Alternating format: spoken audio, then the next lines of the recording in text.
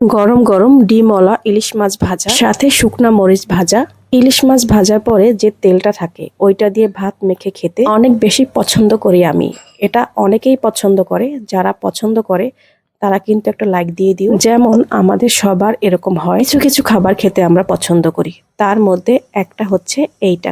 অনেক বড় ইলিশ মাছ না, মিডিয়াম বা ছোট সাইজের ইলিশ মাছ খেতে আমার ভালো লাগে। আর ইলিশ মাছে তো একটু কাটা থাকবেই, ওটা কোনো বিষয় না, আমি চাবে খেয়ে ফেলতে পারবো।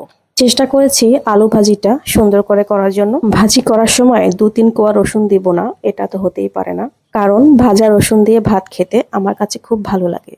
পাবদা মাছ রান্না করেছি, লাউ দিয়ে রান্না করেছি। আর এই লাউটা আমার মায়ের কাছ থেকে আনা হয়েছে, মানে গ্রাম থেকে আনা হয়েছে আর কি।